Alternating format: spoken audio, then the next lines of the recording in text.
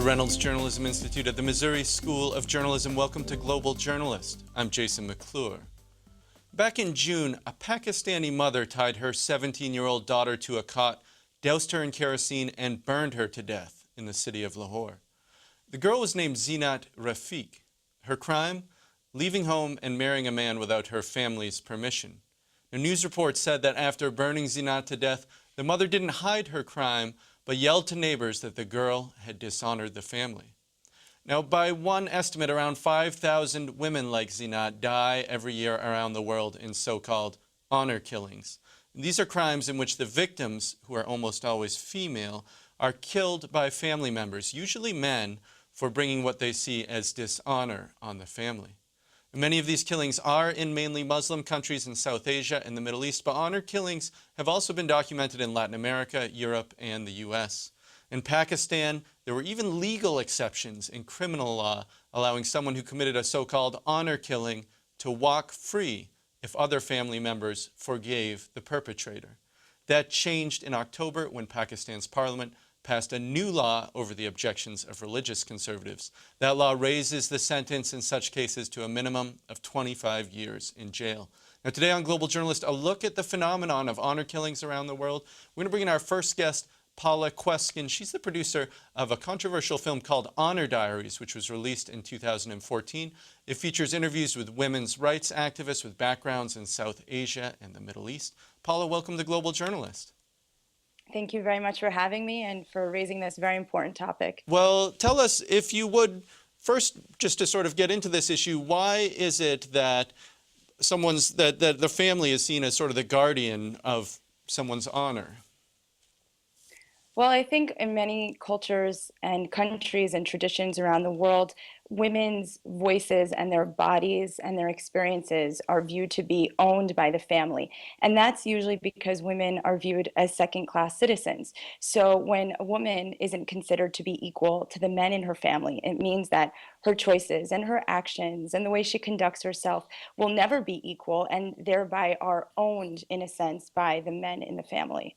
Now, we're going to hear a clip from your film. One of the women in the film, a woman named Jasvinder Sangera, she talks about her sister committing suicide as a way to protect the family's honor. Let's listen to that. My sister was telling me how unhappy she was in her marriage, and I said to her, come to me. She said, I can't, because I have to think about honor. She didn't want to dishonor the family by leaving her husband. In the end, she set herself on fire. Rubina did, and she died. So here, Jasvinder Sangera is talking about her sister not being able to, feeling like she can't leave her husband because of the family's honor. What types of situations does this come about in? Well, it really runs the gamut. I mean, in this case, it was a woman who was forced to marry. Jasvinder, by the way, was also forced to marry a man, but she escaped before she was forced to do so. And her story is an incredible one, which you can see in the film. But sometimes women are attacked and abused in the name of honor because of the way they dress, or because they have a Facebook account, or they're perceived as, quote, too Western, or they want an education, or they have a boyfriend. So, I mean, it really depends on the situation, but it can be astonishing to learn the situations in which women's honor is called into question. And you link this idea of honor as being used not just for killing women, as in Zinat's case, but for sort of a range of specific violence against women. Tell us what some of the other types of violence are. Oh, absolutely. I mean, with all gender-based violence, there's many expressions. Like you said, there's murder, which is obviously the most horrific, but it can also take the form of sexual violence, emotional abuse, financial abuse. I mean, when a woman is forced to marry, which I believe is a consequence of the honor system, she is being treated as property. She might be used to settle a score, or settle a debt between families. But it really is shocking when we think about the torture that women endure as a result of this honor-based system. And people think about violence against women in a number of different ways across cultures. Obviously, domestic violence, sexual violence are a big problem in the U.S. and many other countries as well. In Latin America, people talk about femicides as sort of a hate crime against women. So how are honor killings sort of different from these other types of violence? Well, I like to make the distinction, and I know that some people would disagree with me, but I think it's very important to distinguish between honor-based violence and domestic violence. For one thing, honor-based violence occurs when a victim might have several perpetrators, and the perpetrators are generally not her intimate partner, as it is in domestic violence. It could be her father, her brother, her uncles, her mother, as you reported at the top of the show. So I think it's really important that we understand that. Furthermore, it's not a situation that is necessarily easy to escape from. Not that I'm minimizing domestic violence. I mean, that's a horrific experience and women can't easily escape. But what I mean is that the entire culture or society that surrounds a potential victim of honor-based violence might be preventing the woman's free choice.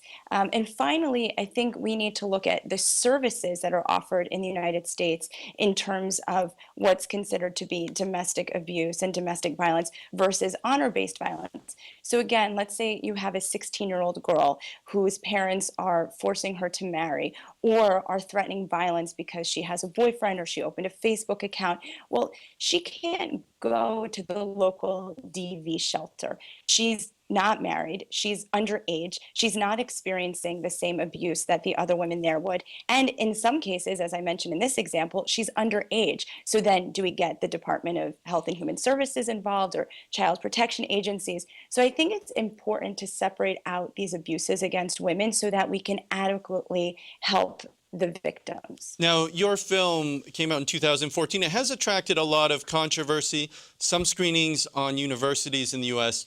were canceled after it was criticized as Islamophobic. It's also been screened at Amnesty International, defended by some groups like the Index on Censorship. Were you surprised by the criticism, by the controversy? I was surprised. I mean, I really was taken by surprise because the entire film is told exclusively in the voices of women, not only Muslim women, also a woman with Sikh background, Christian women, and they were explaining their experiences in honor-based societies. And so I think this is indicative of the way that women's issues are frequently silenced and snuffed out, and actually that experience has led me to create something called the Censored Women's Film Festival. You can check it out at censoredwomen.com. We had a festival last year in Washington, D.C., and we have an upcoming one in December in Berlin, and it features many films, not only on the issues of honor violence, but really trying to break the taboos on cultural and religious abuse of Paula, women. it seems that a lot of the scrutiny of your film has been around the group, the Clarion Project, which provided some of the financing for it, if I understand correctly. Now, this is a group that's been financed by some conservative right-wing U.S. political causes. Activists like Sheldon Adelson have been involved in it in the past, Frank Gaffney. Some of these folks have been involved in activities many people consider to be Islamophobic, and so there's questions about what the intentions are of the people who are financing your film.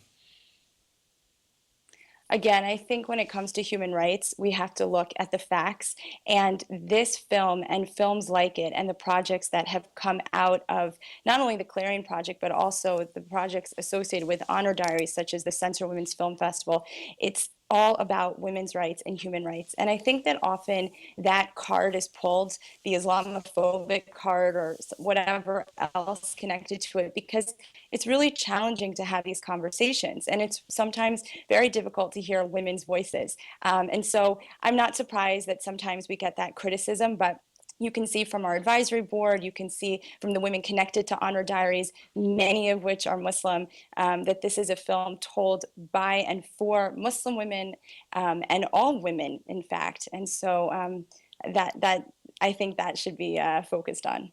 A reminder that you're listening to Global Journalists. We're going to pull in a couple other guests now who have been following this topic closely. Joining us from Lahore in Pakistan is Saroop Ijaz, a lawyer for Human Rights Watch. And in Freiburg, Germany, is Dietrich Oberwittler.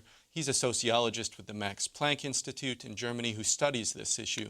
Welcome to both of you. Saroop, Ijaz, I wanted to start with you, and I was hoping you could tell us a little bit about another case in Pakistan that's attracted a lot of media attention, and that is of this woman named Kandil Baloch, who was killed by her brother. She's sometimes talked about as sort of like the Kim Kardashian of Pakistan. What happened in her case?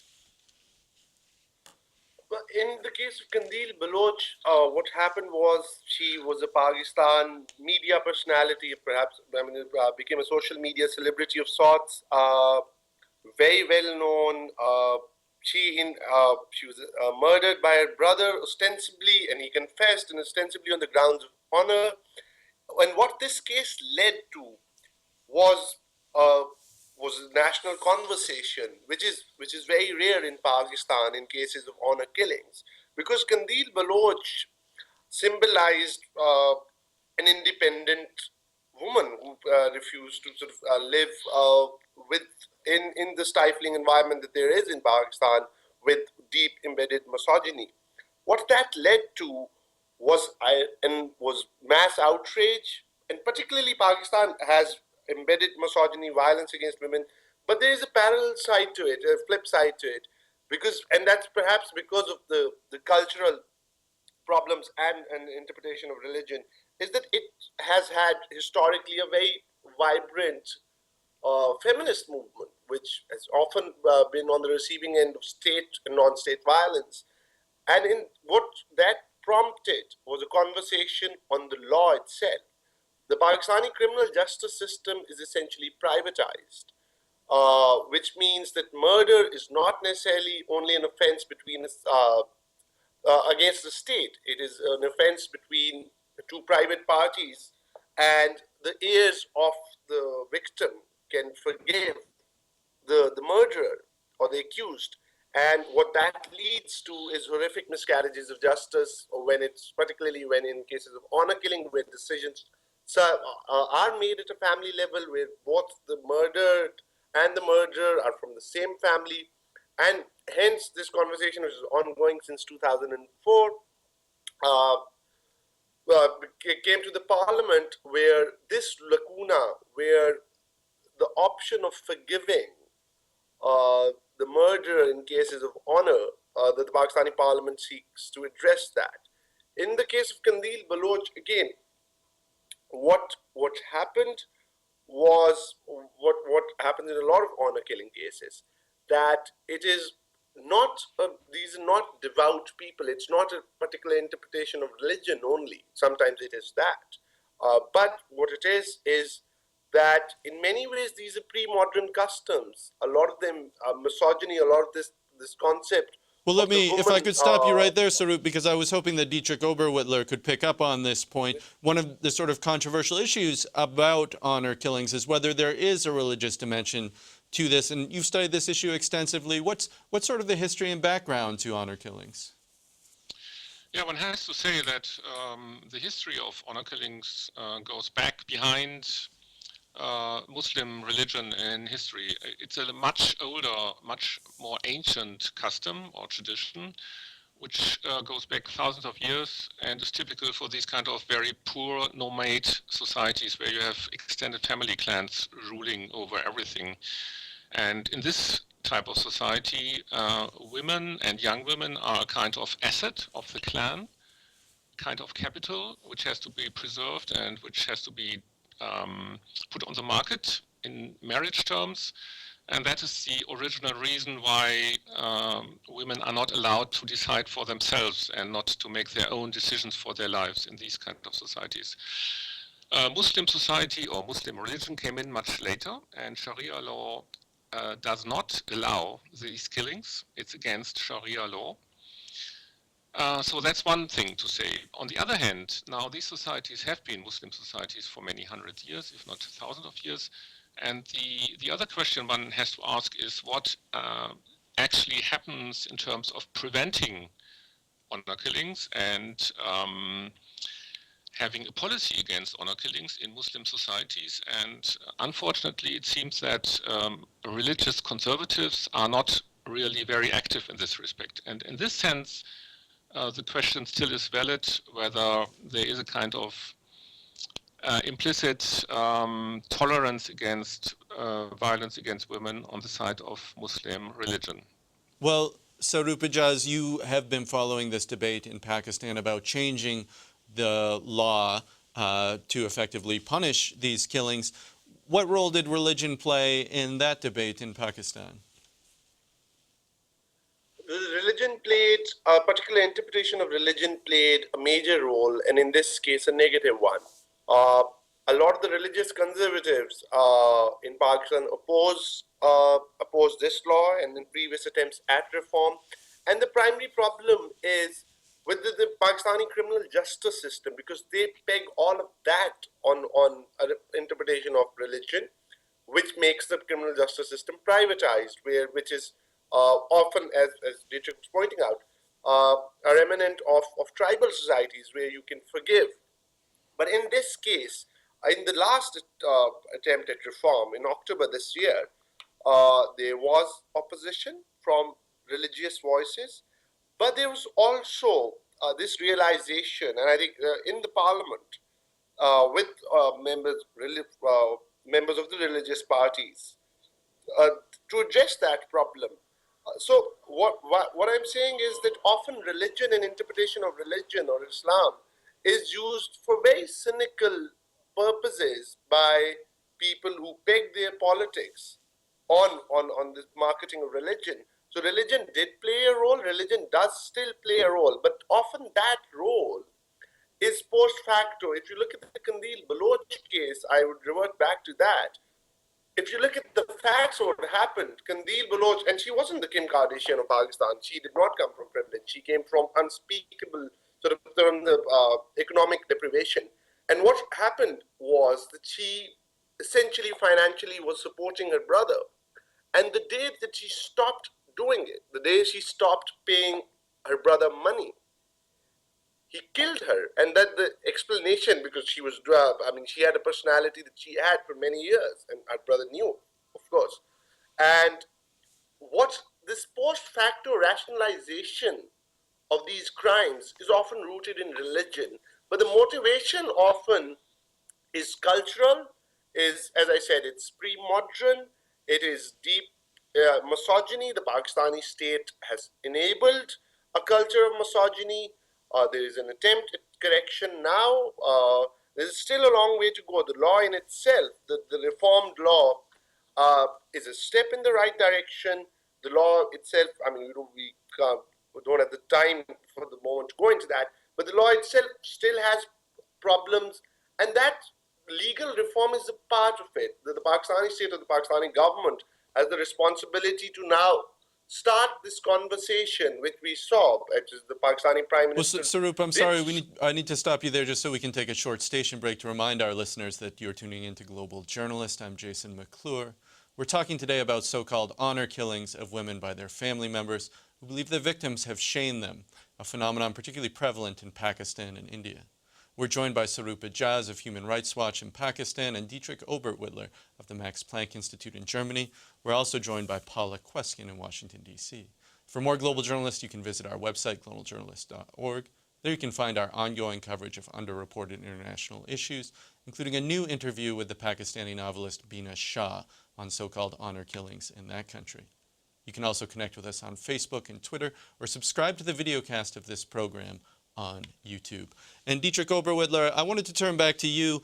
We have discussed this issue as a women's issue, and I know that the data on honor killings isn't precise, but there does seem to be a significant number of men who are also victims of honor killings. Why are men also killed in these types of situations?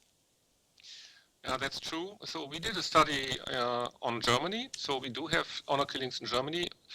Although I have to say that in this particular study, the fraction of pure or the pure honor killings are really rare in Western countries. So we found 3 cases per year in Germany with a Muslim minority of about 2 to 3 million people. And in addition to that, we also looked at some cases of partner killings. Sometimes the borderline between a partner killing and honor killing is not really clear. we found that 40% of the victims actually were male, but in all these cases, the male victims were the intimate partner of a woman, and the woman was really the target of the honor killing. So in all these cases, it's still about female self-determination and punishment of women, but very often the partners who are not seen as legitimate by the families or by the other partner, ex-partner, are also targeted. We do not know exactly about other countries and the proportions in Asian countries, so I cannot say that. But in the discussion, which is almost exclusively about female victims, one should also take into account that there are male victims, yes. And Paula Kweskin, if I could turn this back to you then, there have been a few high-profile cases of honor killings in the United States over the past few years. What do we know about the phenomenon here in North America? Well, it's very hard to get data. It's kind of like the chicken and the egg. The Department of Justice has started to look into this, but there's not the funding to look into it, and they're not looking into it with the funding because they don't have the data, one of these things. But recently there was a report that came out. I think the number was about 25 a year in the United States. But I've spoken to law enforcement officials, and they believe that there's a major underreporting because, as I mentioned before, when you have an entire family or a clan or a tribe or a neighborhood who are in some sense complicit in the murder, when the police go to investigate the crime, oftentimes excuses are given such as suicide or accidental death and so on. So it is very challenging to get that data. As you mentioned, there were a few high-profile cases, including Noor al-Maliki out in Arizona, which led to a lot more interest. It's very important that there's interest in order to push the ball forward on legislation.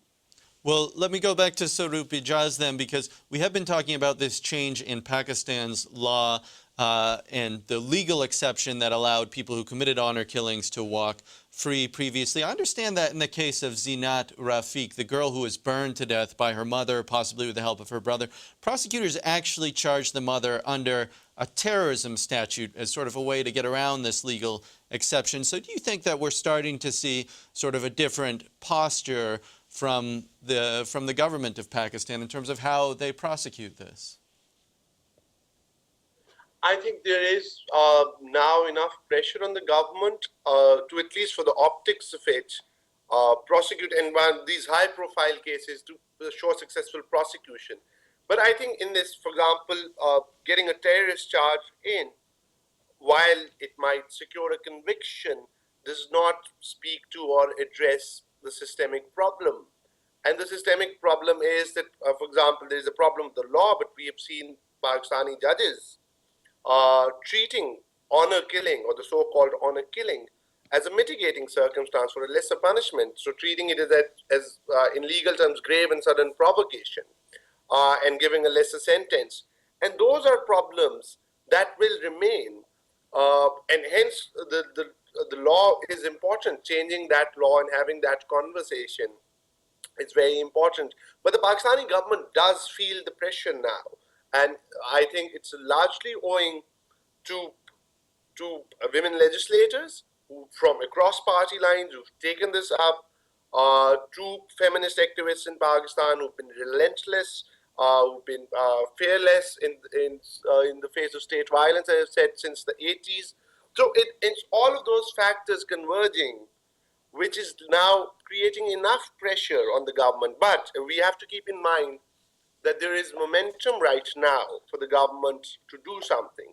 And once, for example, if that sort of, and that makes religious opposition or people who use religious opposition to this reform insecure, because, and hence all of this is very important. If we let this opportunity go, if the Pakistan government lets this opportunity go, then it would take some time to build that sort of momentum again. And hence I think this law at this point is very important, and pushing for the right implementation of this law, and taking this conversation further and amending other misogynist laws in Pakistan. Well, Saroop, let me turn this conversation then to Dietrich Oberwittler, because we have discussed how there are honor killings sort of outside the Muslim world, And tell us just a little bit about those. Are the justifications similar, or are there some real differences here? No, it's very similar, because it's simply true that the migrant families with a background from Asian countries have taken their culture with them and are still operating on this basis. So we do not really know whether and how quickly it becomes less frequent once people move to Western countries and are influenced by Western societies. There are no real figures on that. So, but we can assume that, of course, for example, in our German study, we found no perpetrator from the second or third generation migrants. So they were all stillborn or partly raised in the countries of origin. And that could be taken as a good sign that on the long run, it becomes less frequent in Western societies. Let's hope that. But there's generally a lack of statistics, as has been said before. Also, if a country like Turkey, for example, has... I mean, there is this perception that this is a phenomenon that is sort of increasing. Do you have a sense as to whether or not there are more honor killings now than there were 20 years ago? I would say only to the extent that there are more migrants in Western countries, at least in some of them. So we didn't find a trend in our study, which was covering decades, 10 years. So there was not any increase during that time. So that's an open question. My personal view is that I don't think there is an increase over the increase of the share in the population. Well, let me turn this back to Paula Kweskin then, because I want to ask you about one element that I thought was particularly interesting in Zinat's case, and that's the role of women in these honor killings of another woman, particularly the mother in this case. What do we know about that? How is this sort of justified among women? Well, I also am very taken aback by that. That was one of the hardest parts of making honor diaries. In fact, if you look at another honor-based crime, female genital mutilation, that's often performed by women against young girls. So it is very troubling. I think that we have to see women as the perpetrators of these crimes and also the victims at the same time. And I really do believe it's about education and empowerment. So I believe that when we educate women and men about these issues and empower them, I do believe we will see a decline. And I also think we need to create a zero tolerance for the crimes, and men and women should be held to that standard. Well, Saroop, Ijaz, we do have just about 20 seconds left in the show. Are you optimistic about the future for this issue in Pakistan and South Asia? Are things going to improve? I think yes, primarily because things have to improve. There is enough pressure now. It has always been unjustifiable.